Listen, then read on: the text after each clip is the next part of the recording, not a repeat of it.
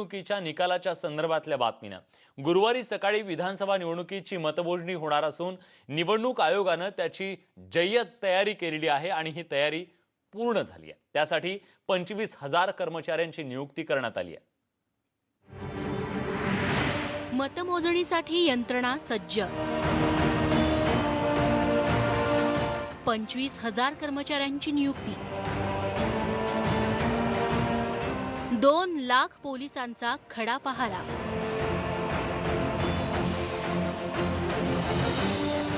अवघ्या राज्याचं लक्ष लागून राहिलेल्या विधानसभेचा निकाल जाहीर होण्यास अवघे काही तास शिल्लक राहिले। त्यासाठी निवडणूक आयोगाची तयारीही पूर्ण झाली आहे। 288 विधानसभा मतदारसंघांसाठी राज्यात 269 ठिकाणी गुरुवारी सकाळी 8 वाजता मतमोजणीला सुरुवात होणार आहे। एका मतदारसंघासाठी मतदान केंद्राच्या संख्येच्या प्रमाणात 14 ते 20 टेबलची व्यवस्था करण्यात आली आहे। एका टेबलसाठी 1 पर्यवेक्षक आणि 2 सहाय्यक असे 3 मतमोजणी कर्मचारी असणार आहेत। प्रत्यक्ष मतमोजणी करताना मतदारसंघातील कोणत्याही 5 बूथच्या व्हीव्हीपॅट मधली मतमोजणी केली जाते। व्हीव्हीपॅट मधली मतं आणि ईव्हीएम वरील मतांची पडताळणी केल्यानंतर मतमोजणीला सुरुवात होते।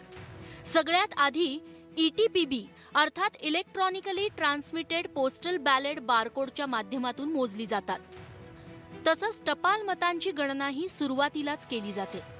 सरासरी प्रत्येक टेबलला 1 मायक्रो निरीक्षकाची नियुक्ती करण्यात आली आहे। उमेदवार प्रत्येक टेबलानुसार आपला प्रतिनिधी नियुक्त करू शकतो। सुरक्षेच्या दृष्टिकोनातून स्ट्रॉंग रूम आणि मतमोजणी केंद्रामध्ये सीसीटीव्ही कॅमेरेही बसवण्यात आले। मतमोजणीच्या प्रत्येक फेरीनंतर निवडणूक निर्णय अधिकाऱ्यांकडून मतांची आकडेवारी जाहीर केली जाईल। सर्वसामान्यांना मतमोजणीची माहिती मिळावी यासाठी मतमोजणी केंद्राबाहेर ध्वनिक्षेपकही लावण्यात आले। ज्या ठिकाणी कमी केंद्र होती, पोलिंग स्टेशन ज्या ठिकाणी कमी आहेत त्या ठिकाणचे राऊंड कमी होतील आणि ते निकाल लवकर मिळतील अशी अपेक्षा आहे। आता घोडा मैदान अगदी जवळ आलंय। राज्याच्या जनतेनं मतदानातून आपला फैसला सुनावलाय। आता प्रतीक्षा आहे ती निकालांची। वैभव कुलकर्णी आणि प्रफुल्ल साळुंखेसह bureau report, news 18 Lokmat, Mumbai. यंदाच्या विधानसभा निवडणुकीत शिवसेनेला 100हून अधिक जागी विजय मिळेल असा विश्वास शिवसेनेच्या नेत्या नीलम गोऱ्हे यांनी व्यक्त केलाय। तर सेनेनं दिलेल्या आश्वासनांची पूर्तता पुढच्या 5 वर्षात पूर्ण करू असंही त्या म्हणाल्या। आहे तसं पुणे जिल्ह्यामध्ये निवडणूक आहे आपल्याला कल्पना आहे आणि आज कालपासून सगळे काय ओपिनियन पोल झाले याच्यावरती भरपूर चर्चा चाललेली आहे। परंतु मला असं वाटतं की 100च्या वर जागा शिवसेनेला निश्चितपणाने मिळणार आणि शिवसेना भाजप महायुतीचं सरकार या ठिकाणी येणार। याच्यामध्ये सगळ्या ओपिनियन पोल्समध्ये आपल्याला जनतेचा जो खरा पोल आहे त्याच्यामध्ये निश्चितपणाने आशीर्वाद मिळणार आहे। पंतप्रधान नरेंद्र मोदींच्या पावलावर पाऊल टाकत मुख्यमंत्री देवेंद्र फडणवीस यांनी केदारनाथाचं दर्शन घेतलं। लोकसभा निवडणुकीच्या दरम्यान पंतप्रधान नरेंद्र मोदींनी अशाच प्रकारे केदारनाथाचा धावा केला होता।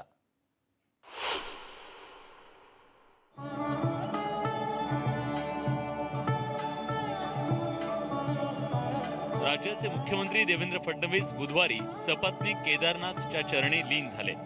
विधानसभा निवडणुकीच्या निकालाला काही तास उरलेले असताना फडणवीसांनी भोलेनाथाचं दर्शन घेतलं। विशेष म्हणजे आपल्या या दौऱ्याचे फोटो त्यांनी सोशल मीडियावर शेअर केलेत।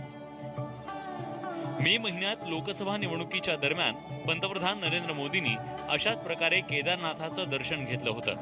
त्यांच्या या देवदर्शनाची देशभर चर्चा झाली।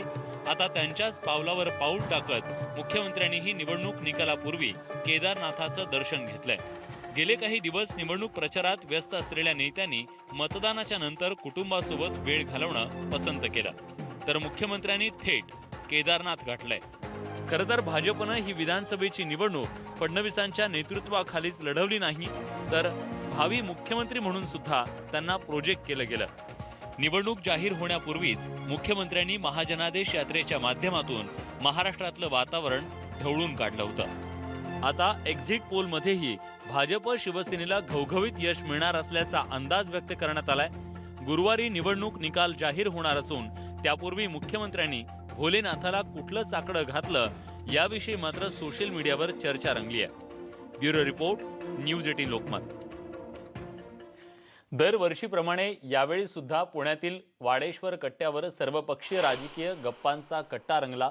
त्यात उमेदवार, पत्रकार आणि पक्षप्रवक्ते आपापले अंदाज मांडत होते. एकीकडे न्यूज 18 लोकमतसह बहुतांश एक्झिट पोल युतीचं सरकार येईल असा अंदाज वर्तवत असताना वेगवेगळ्या पक्षाच्या नेत्यांनीही आपापले अंदाज वाडेश्वर कट्ट्यावर मांडले. तर काहींनी पुन्हा एकदा ईव्हीएमवर शंका व्यक्त केली आहे. पाहुयात या सगळ्यांचं नेमकं म्हणणं काय होतं. एकंदरीत पुणे शहरातलं वातावरण निश्चित कोणाला सांगता येणार नाही. मी असेल, डॉक्टर देसाई आणि श्रीकांत शिरोळे आम्ही एका पक्षाचे असल्यामुळे आम्ही तिघंजणं संपूर्ण पुणे शहरामध्ये मतदान केंद्रामध्ये फिरत होतो. कट्टा सोडला तर भाजपचा चिंतन आमच्याबरोबर नसतो, कट्ट्यावरती मात्र असतो. पण एकंदरीत वातावरण आम्हाला आघाडीच्या बाजूने चांगलं वाटलं आहे. अर्थात मतदार राजात आतमध्ये गेल्यानंतर कोणतं बटन दाबतो याची कल्पना नाही. ते सगळं तुम्ही उद्या आम्हाला सकाळी 9 वाजल्यापासून दाखवाल. पण एकंदरीत गेल्या वेळीची परिस्थिती भाजपला नाही एवढं मात्र निश्चित. पुण्यामध्ये शिवसेनेला एकही जागा मिळालेली नाही. प्रयत्न केला होता पुणे शहर शिवसेनेने एक किंवा 2 जागा मिळाव्या. बंडखोरी आता सगळ्याच पक्षामध्ये झालेली आहे. महाराष्ट्रातल्या सगळ्या जनतेने माइंड सेट केलेलं यावेळेला भारतीय जनता पक्ष, शिवसेना, आरपीआय इथे निवडून द्यायचं. त्याच पद्धतीने जे एक्झिट पोल आले ते किंबहुना त्याच्यापेक्षा अधिक चांगले निकाल लागतील आणि पुणे शहरातल्या 8च्या 8 जागा या महायुतीचे उमेदवार निवडून येतील. उद्याच्या निकालाआधीच काही ठिकाणी अतिउत्साही कार्यकर्त्यांनी केलेली बॅनरबाजी सध्या पाहायला मिळते.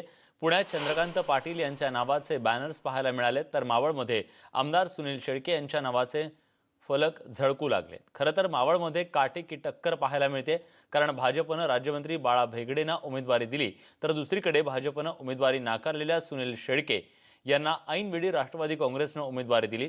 त्यामुळे बाळा भेगडे यांची लढाई चुरशीची झाली. दरम्यान राष्ट्रवादीच्या कार्यकर्त्यांनी उद्याच्या निकालाआधीच सुनील शेळके यांच्या नावापुढे आमदार असं विशेषण लावून त्यांना आमदारकी बहाल केल्यानं तालुक्यात या बॅनरबाजीची जोरदार चर्चा सुरू आहे. यानंतरची बातमी आहे राज्यावर असलेल्या चक्रीवादळाच्या सावटाची. महाराष्ट्रावर चक्रीवादळाचं सावट घुंगावत आहे. 25 आणि 26 तारखेला म्हणजेच शुक्रवारी, शनिवारी राज्यात अतिवृष्टीसह चक्रीवादळाचा इशारा देण्यात आलाय. मच्छीमारांना समुद्रात न जाण्याच्या सूचना देण्यात आल्यात. अरबी समुद्रात कमी दाबाचा पट्टा तयार होणार असल्यानं राज्यात चक्रीवादळ येणार असल्याचा अंदाज हवामान विभागानं वर्तवलाय. महाराष्ट्रातल्या कोकण, मध्य महाराष्ट्र, विदर्भ आणि मराठवाड्यात सुद्धा पुढचे 3 ते 4 दिवस पावसाचे असणार असल्याचं कळतंय. त्यामुळे यंदाची दिवाळी ही पावसात जाणार आहे असं दिसतंय. खास करून कोकण पट्ट्यातील 6ही जिल्ह्यांसह पुणे, कोल्हापूर, सातारा, सोलापूर, बीड आणि उस्मानाबाद या जिल्ह्यात दिवसभर पावसाचा ऑरेंज अलर्ट जारी करण्यात आला. म्हणजे इथं वादळी वारे आणि विजांच्या कडकडाटासह 60 ते 100 मिलीमीटर इतका पाऊस पडू शकतो. यंदाच्या दिवाळीवर पावसाचं सावट राहणार असल्याचा अंदाज पुणे वेधशाळेने वर्तवलाय.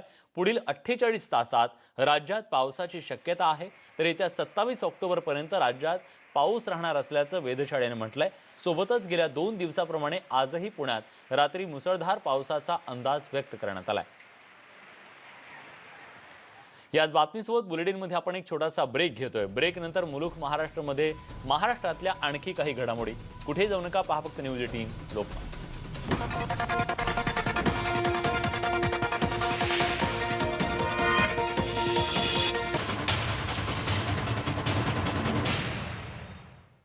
ब्रेक नंतर तुमचं पुन्हा एकदा स्वागत. तुम्ही पाहताय मुलुख महाराष्ट्र.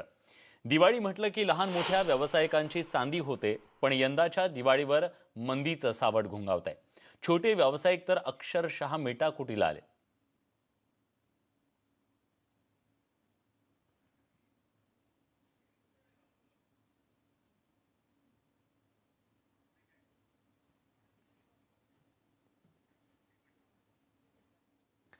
आणि सध्या बाजारामध्ये सोन्या चांदीचे दागिने घेण्यासाठी सुद्धा लगबग सुरू आहे आणि काहीसं लक्ष्मीपूजनाच्या आधी सोन्यात घट होण्याची सुद्धा शक्यता वर्तवली जाते.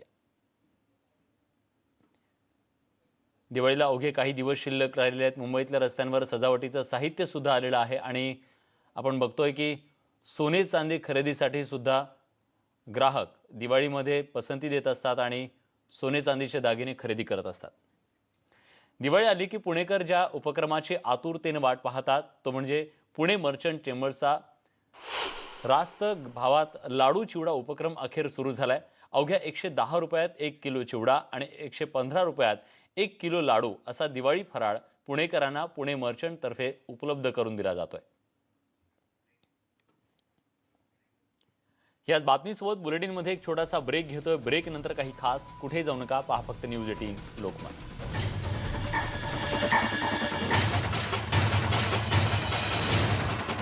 ब्रेक नंतर तुमचं पुन्हा एकदा स्वागत। तुम्ही पाहताय मुलुख महाराष्ट्र। सणासुदीच्या काळातच व्यावसायिकांना खरं तर अच्छे दिन येतात, त्यात दिवाळी हा सगळ्यात मोठा सण। पण यंदाच्या दिवाळीवर मंदीचं सावट आहे, त्यामुळे छोट्या व्यावसायिकांचं दिवाळीत अक्षरशः दिवाळं निघण्याची शक्यता आहे।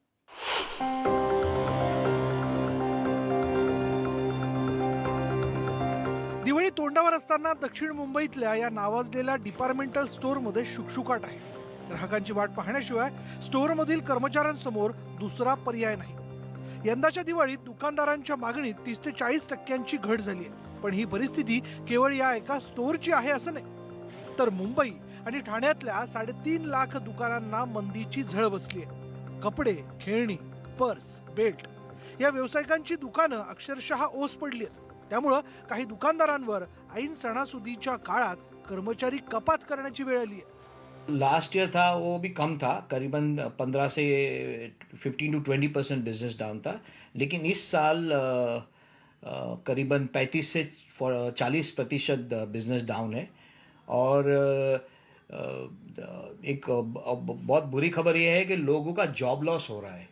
लोगों को महीने के बाद जो पगार दुकानदारों को पगार देने के लिए होता है वो पगार मिलता मुश्किल से निकलता है, और काफ़ी दुकानों में तो 2 या 3 या 6 महीने तक पगार नहीं दिया गया है।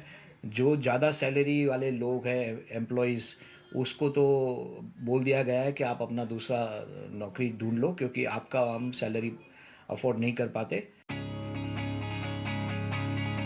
खासगी कंपन्या आपले कर्मचारी आणि ग्राहकांना दिवाळीत सुकामेवा भेट म्हणून देतात, पण घरगुती ग्राहकांची सुकामेव्याची मागणी घटली आहे। मंदी का असर तो नहीं दिख रहा है, क्योंकि ड्राई फ्रूट्स का सेल तो अच्छा है और मिठाई का सेल हेल्दी ऑप्शंस पे कन्वर्ट हो रहा है। नहीं, ये टाइम थोड़ा ज़्यादा है। ऐसा क्या है, डे बाय डे उसका जो इम्पोर्टेंस है कमती होते जाता है, इस साल ज़्यादा है। सय्यद अत्तरवाला गेली 50 वर्ष इथं अत्तर विक्रीचा व्यवसाय करतात, तर दिवाळीत त्यांच्या दुकानात ग्राहक झुंबड करतात। मात्र यंदा अगदी उलट परिस्थिती आहे। इस बार से नहीं, last 5 years ago no business here, because यहाँ पर इतना क्राउड होता था कि आपको चलने का मुश्किल होता था। अभी उसका 25% क्राउड है। अलीकडच्या काळात ऑनलाईन खरेदीकडे लोकांचा ओढा वाढला। बाजारातील मंदीसह ऑनलाईन खरेदीचाही छोट्या व्यावसायिकांना फटका बसलाय। त्यामुळे छोट्या व्यावसायिकांसाठी यंदाची दिवाळी फारशी समाधानकारक नसल्याचं चित्र आहे। सण उत्सव कोणताही असो, शेख मेमन स्ट्रीटवरनं चालणं अत्यंत मुश्किल असतं, कारण इथे नेहमीच खरेदीसाठी लोकांची गर्दी असते। पण मला इथे सहज चालता येते, मला तुमच्याशी बोलता येते, याचाच अर्थ असा आहे की इथे ग्राहकांची आणि खरेदी करणाऱ्यांची कमी आहे। त्यामुळे या भर दिवाळीत अनेक दुकानदारांचा दिवाळ निघण्याची शक्यता नाकारता येत नाहीये। मंदीचा मार दिवाळीला आणि इतर लोकांनाही होतोय, त्यामुळे या दिवाळीवर मंदीचं सावट असल्याचं स्पष्टपणे बघायला मिळतंय। सचिन कुबडेसह स्वाती लोखंडे, न्यूज 18 लोकमत, मुंबई। याच सगळ्या बातम्यांसोबत बुलेटिनमध्ये आपण इथेच थांबतोय, पण एक महत्त्वाची आठवण, उद्या महाराष्ट्राचा महानिर्णय होणार आहे आणि त्याचं काउंटडाऊन सुरू झालंय। या संदर्भातली वित्तम बातमी फक्त न्यूज 18 लोकमतवर सकाळी 6 पासून।